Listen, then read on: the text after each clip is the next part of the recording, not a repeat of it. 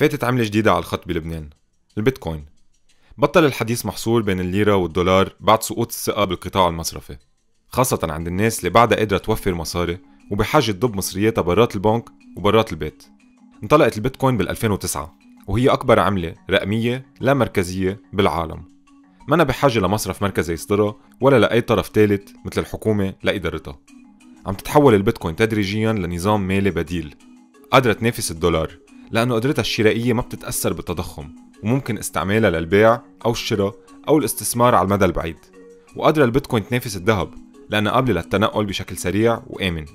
بيتم التداول بالبيتكوين أونلاين مباشرة بين أي طرفين بدون قواعد أو قيود، بصرف النظر عن الحدود والبلدان والأنظمة السياسية.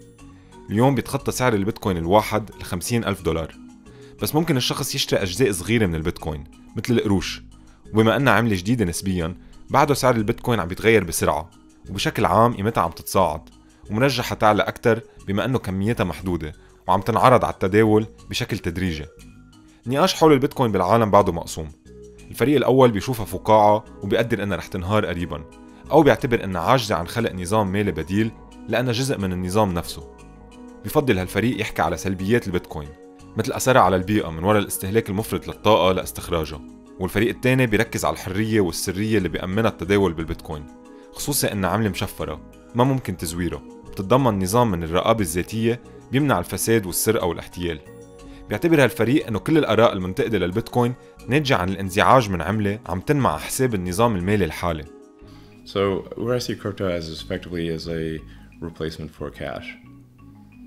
رغم هالنقاش وصل إجمالي رسمال البيتكوين $1.10 تريليون، وشوي شوي عم تكتر المحلات الصغيرة اللي بتعتمد البيتكوين كعملة، وبلشت مصارف مركزية وشركات عملاقة تستثمر كمان وتحجز حصتها من البيتكوين.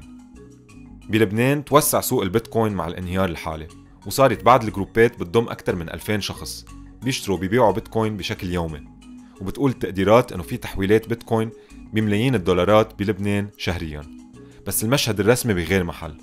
كان مصرف لبنان بال2013 أول مصرف بالشرق الأوسط بيحذر من شراء وحيازة واستعمال البيتكوين. كانت قيمة البيتكوين الواحد $100 بس بوقتها. The prices are very dangerous because it can be a bubble and we want also to protect the savings of the Lebanese. بال2017 صرح رياض سلامة أنه عم بيفكر يصدر عملة رقمية مدعومة بالليرة اللبنانية. بوقتها كانت قيمة البيتكوين الواحد $20,000، وبعد سنتين من تصريح سلامة نهارت الليرة. بكل الحالات بعد البيتكوين ما خلقت التغيير الموعود، وبعد في قدامها تحديات كتيرة. واحدة منها أنها مش متاحة فعلا لكل الناس، بما أنها بتتطلب حد أدنى من المعرفة التكنولوجية وقدرة على الادخار، لا عم بتصير أصعب وأصعب بلبنان.